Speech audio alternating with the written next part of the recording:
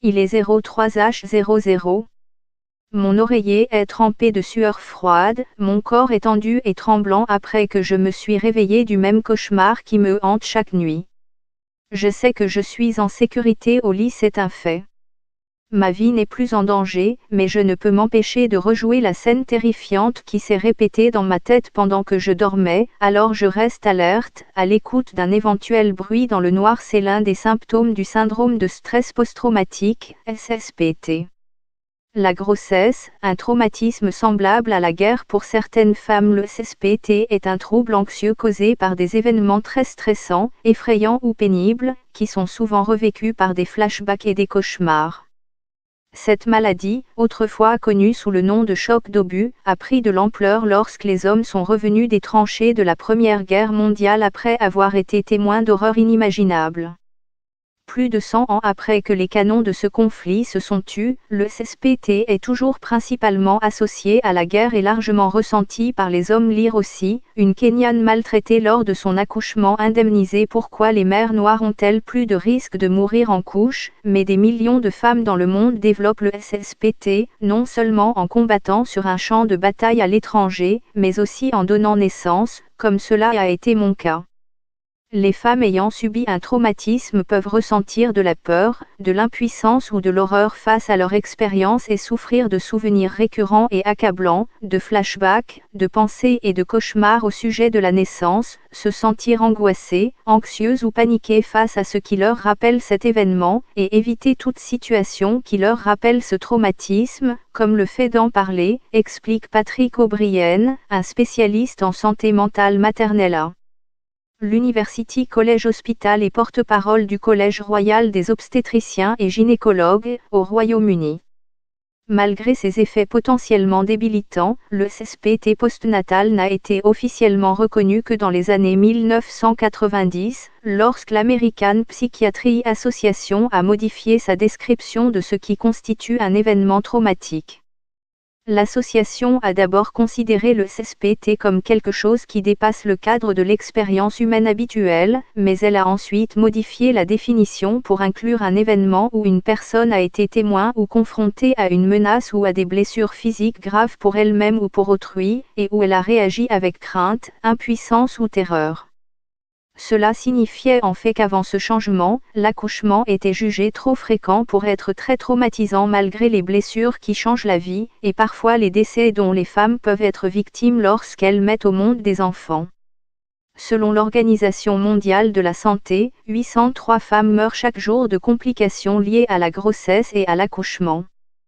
Quelles que soient les statistiques, pour les femmes qui vivent ces expériences, il peut y avoir un impact à long terme sur leur vie. Je ne peux pas accoucher dans mon village. Une femme accouche 2 fois en l'espace d'un mois. Il existe peu de chiffres officiels sur le nombre de femmes souffrant de SSPT postnatal et, en raison du manque de reconnaissance de la maladie chez les mères, il est difficile de dire dans quelle mesure elle est vraiment courante.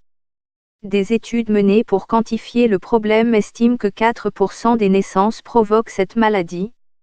Une étude de 2003 a révélé qu'environ un tiers des mères qui vivent un accouchement traumatisant qui est défini comme celui impliquant des complications, l'utilisation d'instruments pour faciliter l'accouchement ou une mort imminente développent ensuite un SSPT. Avec 130 millions de bébés qui naissent dans le monde chaque année, cela signifie qu'un nombre important de femmes tentent peut-être de faire face à ce trouble sans le savoir ou avec peu de prise en charge. Et le SSPT postnatal n'est peut-être pas seulement un problème pour les mères. Certaines recherches ont démontré que les pères peuvent également en souffrir après avoir vu leur partenaire vivre une naissance traumatisante. Peu importe le nombre exact, pour ceux qui vivent ces expériences, il peut y avoir un impact durable sur leur vie. Et les symptômes se manifestent de différentes façons. Je revois régulièrement des images très crues de la naissance dans ma tête, dit Léonie Down, une mère du Lancashire, au Royaume-Uni, qui a développé le SSPT après avoir craint de mourir à la suite d'une septicémie pendant l'accouchement. Lucy Weber, une autre femme qui a développé un SSPT après avoir donné naissance à son fils en 2016, dit qu'elle a développé des comportements obsessionnels et est devenue extrêmement anxieuse. Je ne suis pas capable de laisser mon bébé hors de ma vue ou de laisser quelqu'un le toucher, dit-elle. Je pense sans cesse qu'il pourrait arriver de mauvaises choses à mes proches. Ce ne sont pas toutes les femmes qui ont eu des accouchements difficiles qui développeront un SSPT postnatal. Selon Elizabeth Ford, de l'Université Queen Mary de Londres, et Susan Hayes, de l'Université du Sussex, cela a beaucoup à voir avec la perception que les femmes ont de ce qu'elles ont vécu. Les femmes qui ne se sentent pas au contrôle pendant l'accouchement ou qui ont peu de soins et de soutien sont plus sujettes que les autres à développer le SSPT, écrivent les chercheuses. Elle se rend à son accouchement à vélo. Une Mozambicaine donne naissance sur un arbre. Stéphanie, dont le nom a été modifié pour protéger son identité, dit qu'elle a été mal soignée pendant l'accouchement et que les sages-femmes ont manqué d'empathie et de compassion. Un accouchement particulièrement difficile, mon fils est né complètement bleu et a été emmené pour être réanimé, et je n'ai reçu aucune information sur son état pendant des heures. Emma Svamberg, psychologue clinicienne agréée, qui participe à la campagne pour des meilleures naissances, affirme qu'elle entend souvent ce genre de témoignages. Le facteur déclenchant dont nous entendons parler à maintes reprises est le manque de gentillesse et de compassion de la part du personnel, dit-elle. Une étude menée par la chercheuse Jennifer Patterson, de l'Université Napier d'Édimbourg, suggère que même si les sages-femmes savent souvent que l'accouchement peut être traumatisant pour les femmes, elles sont souvent si occupées qu'elles ont du mal à offrir un soutien et des renseignements adéquats aux mères qui risquent de souffrir du SSPT. Certains groupes de femmes sont également plus susceptibles de développer un SSPT postnatal avant même l'accouchement. Pour les femmes qui ont des antécédents de traumatisme, peut-être des victimes d'abus sexuels pendant l'enfance, celles qui ont déjà souffert de SSPT, de dépression ou d'anxiété, le risque de développer le SSPT est beaucoup plus élevé. Il y a 5 fois plus de risques, dit Rebecca Moore, une psychiatre périnatale, qui travaille pour le NHS à East London. La racine du SSPT réside dans le cerveau. Habituellement, les souvenirs sont stockés dans l'hippocampe du cerveau. Mais si une expérience est traumatisante, l'esprit passe en mode combat ou fuite, et la partie du cerveau associée à la peur, l'amygdale, s'active.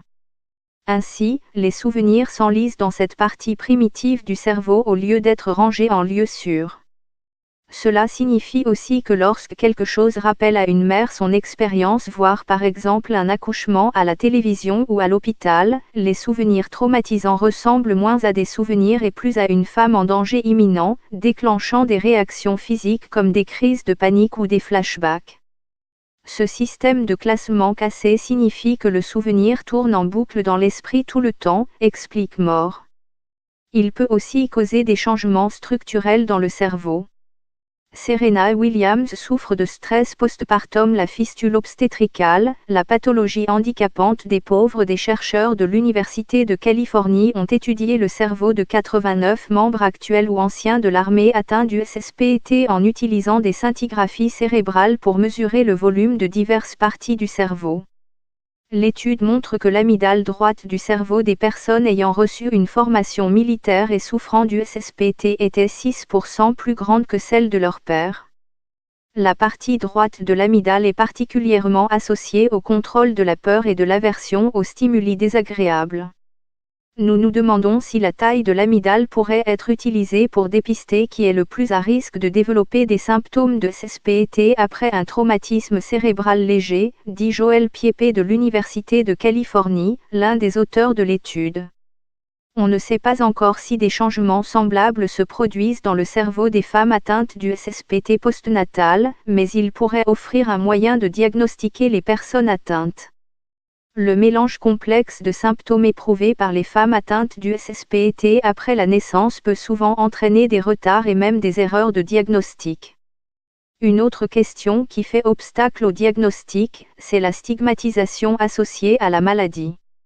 Certaines femmes se sentent mal à l'aise d'en parler ouvertement de peur d'être perçues comme de mauvaises mères ou d'avoir l'air ingrates envers leur bébé.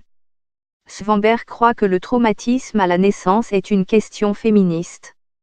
Il existe un grand nombre de recherches sur l'incrédulité à propos de la douleur des femmes, en particulier des femmes marginalisées, et les voix des femmes sont souvent réduites au silence, dit-elle. De nombreux experts s'entendent pour dire que les femmes ne sont tout simplement pas écoutées ou ne reçoivent pas l'information dont elles ont besoin pour prendre les meilleures décisions pour elles-mêmes et pour leur famille. La douleur des femmes est plus susceptible d'être rejetée que celle des hommes. Une Somalienne accouche dans un avion. Comment la Chine a réduit les naissances par césarienne. Expliquer aux femmes l'effet sur les différents modes d'accouchement pendant leur grossesse n'est pas effrayant, c'est une façon de se prendre en charge, ajoute Mort. Les femmes sont capables de se faire leur propre opinion, mais elles sont rarement bien informées des risques et du traitement à la naissance, souligne-t-elle. Elle croit que le problème est davantage d'ordre sociétal. Les femmes sont souvent traitées comme des princesses lorsqu'elles sont enceintes, mais une fois que le bébé est né, tout tourne autour de ce dernier, constate-t-elle. Il n'est pas rare que les nouvelles mères souffrant de maladies mentales s'entendent dire « Vous avez un bébé en bonne santé, pourquoi vous plaignez-vous » Et c'est encore plus difficile pour les femmes d'avoir le courage de demander de l'aide. On pense que la moitié des femmes ayant des problèmes de santé mentale périnatale ne seront pas traitées. Il y a encore de la honte à demander de l'aide, et les femmes qui se débattent craignent souvent d'être jugées et critiquées, dit Mort. Tenter de cacher son état de santé de cette façon a commencé à nuire aux relations de Stéphanie avec son mari et sa fille aînée. Son propre SSPT s'est manifesté par une hypervigilance, la laissant dans un état permanent et épuisant de vigilance et d'attente du pire. Je savais que je n'allais pas bien, mais je l'ai caché pendant des mois, dit Stéphanie. Je ne mangeais pas et ne dormais pas. Je refusais qu'on s'occupe de mon fils. Mes autres enfants comptaient sur leur père parce que j'étais trop concentrée sur mon bébé, raconte-t-elle. Ma relation a souffert avec ma fille, qui n'avait que 2 ans. J'ai perdu toute confiance en mes capacités parentales. J'ai repoussé mon mari et ma famille, témoigne Stéphanie. Presque toutes les femmes qui ont participé à la recherche ont fait état de sentiments initiaux de rejet envers leur bébé. Kenya, elle accouche devant son bureau de vote. Une sage-femme du Malawi suspendue pour un selfie. Une étude menée par l'Université du Sussex confirme que les femmes souffrant de SSPT postnatal avaient des effets négatifs sur leurs relations avec leurs partenaires, y compris le dysfonctionnement sexuel, les désaccords et la responsabilité des événements entourant la naissance. Le lien mère-enfant a également été sérieusement affecté.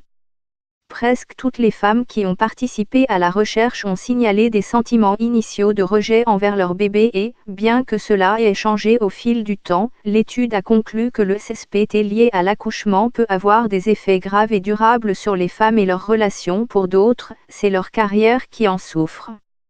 Le SSPT a changé toute ma vie, dit Léonie Dorn, qui travaillait auparavant pour le service d'ambulance du Nord-Ouest.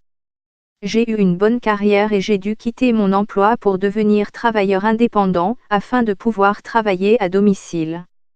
Ma femme a également dû quitter son emploi et est devenue mon aide à domicile. Je suis maintenant inscrit comme invalide. Et pour la toute première fois, nous devons vivre de prestations d'invalidité. Mort dit qu'elle rencontre régulièrement des femmes qui sont trop traumatisées pour retourner au travail, y compris des ambulanciers paramédicaux et des sages-femmes. Lucie Weber est l'une de ces sages-femmes. J'ai démissionné parce que je n'arrivais pas à supporter de ne pas pouvoir donner aux femmes le soutien dont elles ont besoin, explique-t-elle. Mais il existe de l'aide pour les femmes qui sont aux prises avec le SSPT postnatal, pourvu qu'elles puissent y avoir accès. Le traitement prend généralement la forme de médicaments ou d'une thérapie cognitivo-comportementale, TCC, une thérapie par la parole, conçue pour changer la façon dont une personne pense et se comporte. La désensibilisation et le retraitement des mouvements oculaires, EMDR, peuvent également être utilisés, ce qui implique parfois des tapotements ou de la musique pour aider le cerveau d'un patient à se rappeler qu'il est dans le présent et non piégé au moment du flashback. La recherche a également démontré que la méditation transcendantale peut aider les anciens combattants atteints du SSPT. Inde, une fillette violée accouche par césarienne. Le traumatisme lié à la naissance n'est pas si difficile à traiter, mais il est très difficile pour les femmes et leurs partenaires d'avoir accès à un soutien approprié, dit Madame Svamberg, avertissant que de nombreuses femmes sont diagnostiquées à tort comme souffrant de dépression post-natale, DPN, une autre maladie qui peut suivre la naissance d'un enfant, mais avec un ensemble différent de symptômes. Au Royaume-Uni, il peut être difficile d'accéder au traitement dans certaines régions, alors que dans d'autres pays, dont les États-Unis, le coût peut être prohibitif. Mais beaucoup de gens croient que l'attention et les soins sont la solution, et qu'une meilleure formation des sages-femmes et des obstétriciens pourrait empêcher les femmes de développer le SSPT. Tout le système contribue au traumatisme, dit Moore. Souvent, les femmes sont soignées par le personnel de première ligne, qui fait son travail, mais pas avec beaucoup de compassion, parce qu'il est épuisé par beaucoup de travail. La campagne Make Birth Better, améliorer les naissances, vise à offrir une formation aux professionnels de la santé dans le but de s'attaquer à ce problème. De petits changements qui ne coûtent rien, comme l'utilisation d'un langage gentil et moins de jargon, peuvent faire toute la différence pour empêcher les femmes de développer des problèmes physiques et mentaux à la suite de l'accouchement. La plupart des femmes seraient d'accord pour dire que l'accouchement est un événement déterminant et transformateur. Et avec le bon soutien, du positif peut même ressortir des naissances les plus traumatisantes. Lucy Weber dit que son expérience l'a aidée à devenir un parent plus doux, et Stéphanie a même décidé de devenir sage-femme. Les naissances par césarienne ont doublé en 15 ans. Deux jeunes veulent sauver les 1800 femmes qui meurent chaque année en accouchant au Sénégal. Presque 2 ans plus tard, ma propre vie devient de plus en plus facile, mais j'aborde l'anniversaire de ma fille avec un mélange d'excitation et d'inquiétude à cause des souvenirs et des réactions physiques qu'il va sans doute déclencher. Elle est le plus beau cadeau que j'ai jamais pu espérer, et son anniversaire sera aussi une célébration du chemin parcouru depuis son arrivée. En plus de la petite guitare en jouet que nous lui offrirons, le meilleur cadeau que je puisse lui offrir est peut-être de jouer mon propre petit rôle en remettant en question les normes de ce que c'est que d'accoucher et d'être une mère, afin que les traumatismes à la naissance et le SSPT postnatal puissent être pris en charge au grand jour. Cette histoire fait partie d'une série spéciale sur les différences en matière de santé, qui traite de la façon dont les hommes et les femmes vivent le système médical et leur propre santé de façon tout à fait différente.